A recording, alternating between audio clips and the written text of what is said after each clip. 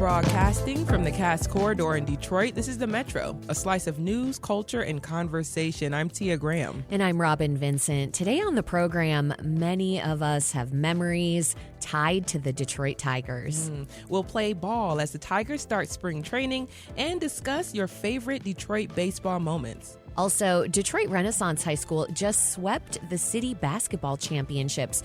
Both the girls and boys teams brought home trophies. We'll hear from one of the coaches about their successful season and the unequal treatment girls and women in sports face. But first, education advocates in Michigan have been sounding the alarm about the potential elimination of the Department of Education. President Trump has vowed to shut down the department, but he can't eliminate it by himself. That would require Congress's approval. Still, advocates are worried that vital programs funded through the department could be cut. And that would hit some of Michigan's most vulnerable students especially hard. Amber Arellano is one of those advocates. She's the executive director of Ed Trust Midwest, a nonpartisan organization working to level the playing field for vulnerable students in Michigan. Amber, welcome to the Metro.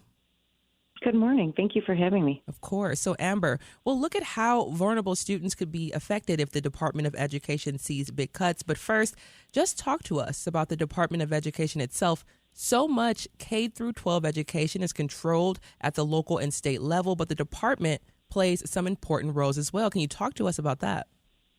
Sure. So, the federal government plays a kind of a supporting and watchdog role, particularly for low-income students and students with disabilities. And it's a big role. It includes assisting with funding gaps. Michigan is a state that really struggles with school funding, especially for vulnerable students. And so the U.S. Department of Education really helps us fill in those funding gaps for those kids. It also plays the role of a watchdog, and it tries to ensure of transparency and accountability in funding systems. So making sure that families have honest information about their school's performance, about how their student is doing in schools compared to other schools and districts in the state and in the region where their children attend school. It's sort of like it's a quiet role because it's not at the forefront. We don't hear directly from the federal government, but it does play a pretty big role in how things operate day to day in our state.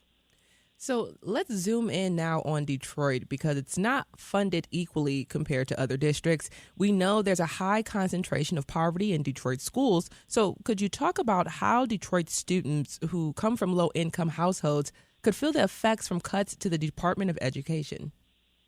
Sure.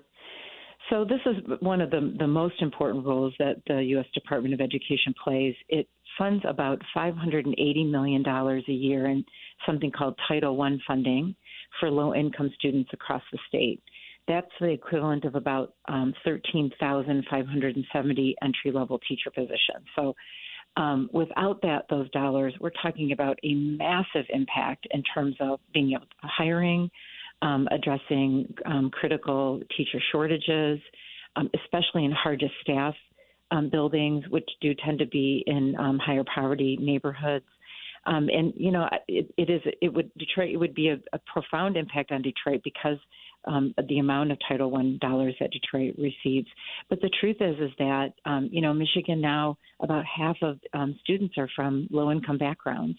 And so because of our deindustrialization and the loss of manufacturing jobs over the last 20 to 30 years, our poverty levels have increased across the state. Rural areas would be, I think, really devastated by a loss of Title I funding. Urban areas, including Detroit, would be working-class suburbs. It's hard to imagine any school district in the state that wouldn't be really impacted. So it would be a massive funding cut. I think a big question is if the federal government decides to keep those dollars, and doesn't entirely get rid of Title I. What if it decreases? Again, we're talking about a massive hole in terms of local school districts' budgets. And then there's another scenario that folks are also considering about block grants. If this federal government moved the dollars and sent the dollars to states to spend, there could be significant implications for districts like Detroit as well. And thinking about the city of Detroit itself, definitely noticing, we've noticed for a very, very long time the teacher shortages that we have, and also the building issues that the city of Detroit has as well with the schools. So it's definitely something that would further push the city of Detroit and the Detroit Public Schools Community District into a worse situation. You're listening to the Metro on WDET, Detroit Public Radio. I'm Tia Graham. And I'm Robin Vincent. We're speaking with Amber Ariano, the Executive Director of Ed Trust Midwest, about what potential cuts to the Department of Education could mean for Michigan kids. Now, Amber, the Department of Education plays a big role, as you mentioned, in monitoring how schools are treating kids with disabilities. And we know that the way Michigan schools have treated students with disabilities has already been called into question. A federal investigation found the rights of students with disabilities were violated during the COVID-19 pandemic. Could you first talk a little about that investigation? Sure. So the department plays a really big role in providing oversight on how students with disabilities are treated by their public schools. There's, as you mentioned, there was a investigation by the federal government into how Michigan supported students with disabilities during the pandemic. There was also a relatively recent lawsuit that came out of Michigan by a student's family. The student graduated from high school without being able to read. His parents had, because of parent-teacher conferences and school report cards and conversations with educators through the years, they thought that he was on track to, be a successful reader, certainly proficient in reading and math when he graduated from high school. And when he didn't, they were sort of blown away. And so there was a lawsuit that went all the way up to the Supreme Court, and the family won. And I think for a lot of folks in the disability community, it was evidence of very longstanding problems of students with disabilities who are not, that families don't feel that their kids' needs are being met. And there are a variety of ways that the department plays roles in that. There's also the role of funding, as we talked about. U.S. Department of Ed plays a significant role, about $15 billion to states to support students with disabilities. That's an important part of funding for Michigan as well. But they also provide oversight. There's a whole, system to make sure that funds that come from the federal government actually are supposed to reach those students, that districts have an obligation to provide services for them. And then there's a whole set of regulations and laws around individual plans for students and to meet their needs under an act called the IDEA Act, the Individuals with Disabilities Education Act, to ensure that schools are meeting students' individualized education plans. They're called IEPs.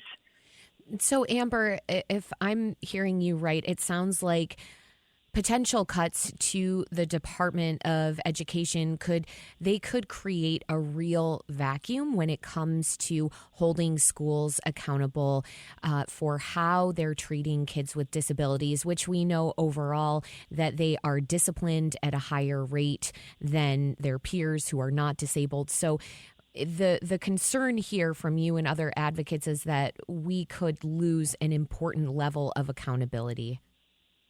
Accountability, yep, and transparency in terms of data. How are those students doing in school?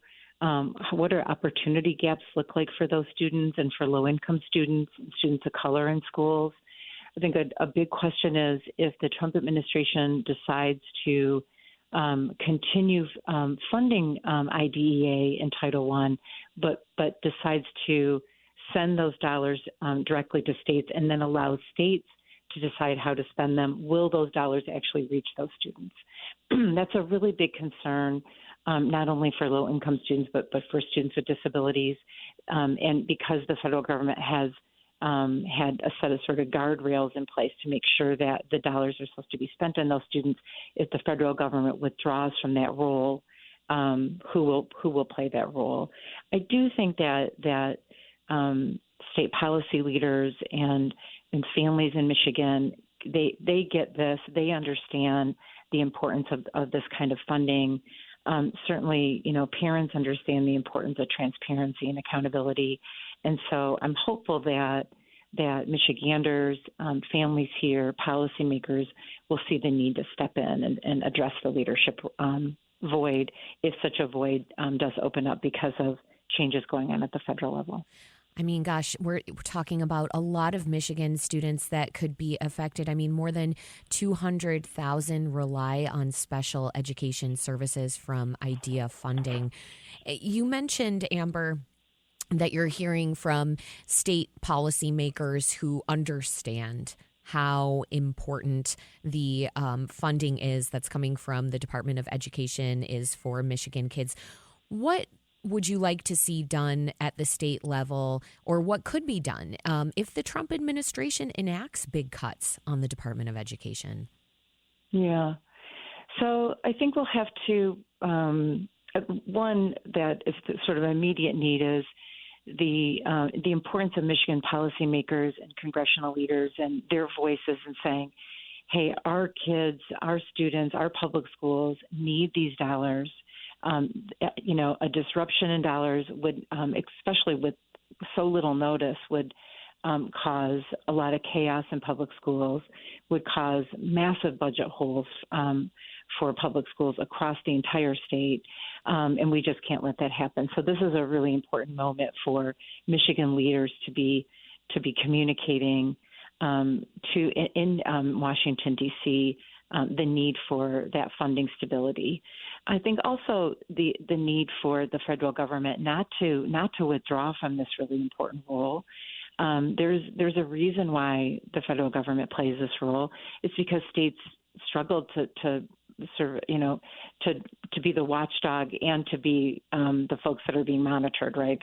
That's always hard.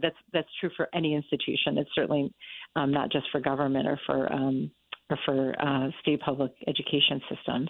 And so this is an important moment for leaders, and I think for Michiganders to let their elective representatives know that this matters, that we care about public education, that we care about these students. We care about all students. It doesn't matter what zip code they live in. It doesn't matter if they have a disability. They deserve, to have a great public education and to make sure that their needs are being met in public schools.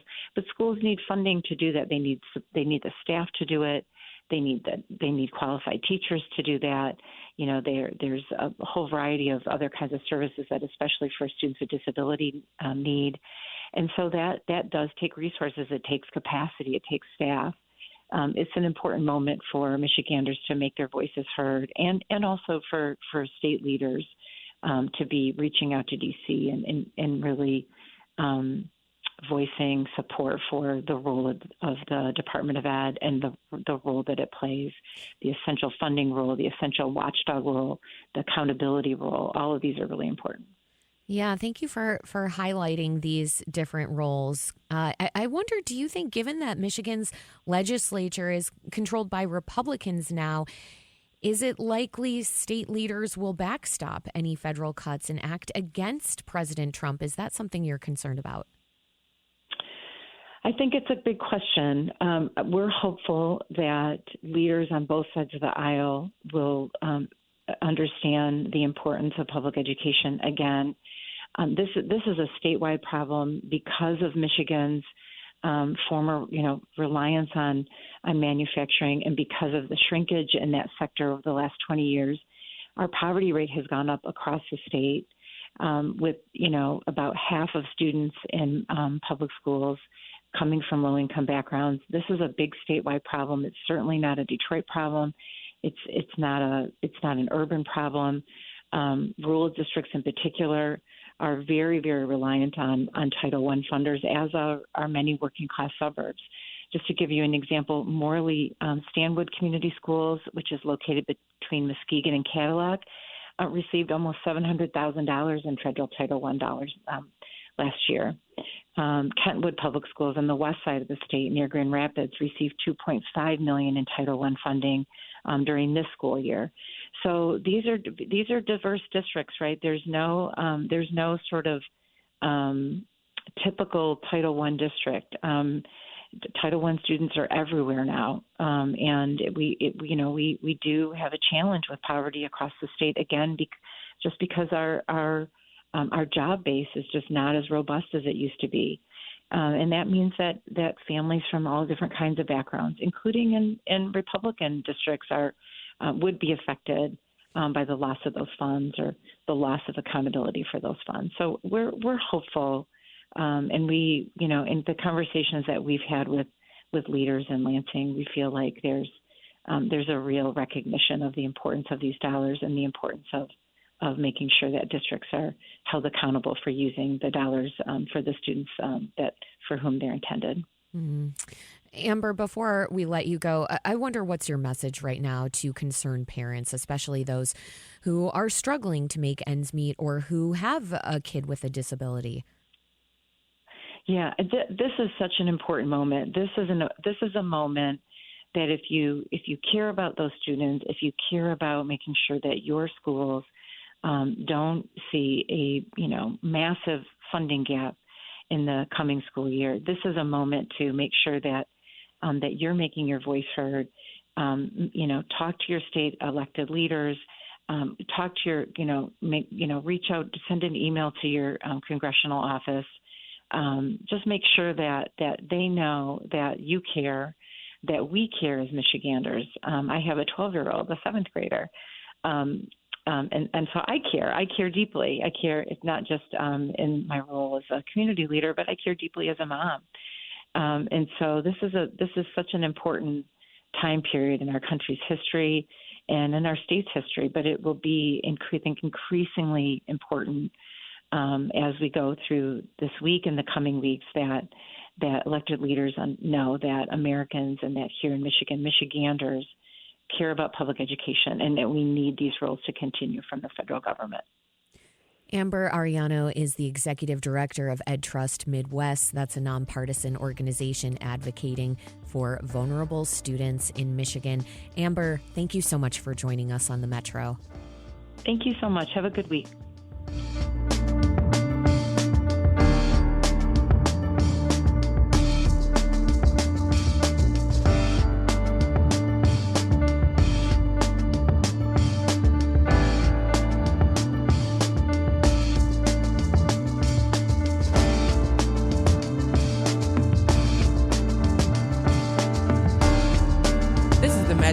On 101.9 WDET FM from the WDET newsroom, Michigan Democrats selected former state Senator Curtis Hertel Jr. to serve as their new party chair. He told convention delegates his top priority will be helping candidates win back control of the state house and keeping Democrats in the powerful positions they already hold, including governor and attorney general.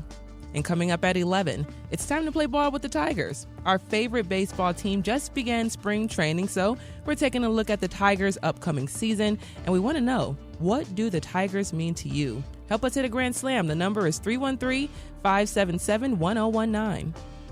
Up next, Highland Park borders Detroit, but it hasn't seen the same revival that different parts of Detroit has. We'll learn what kinds of priorities local leaders in Highland Park are focusing on. We'll be right back here on the Metro. Stay with us.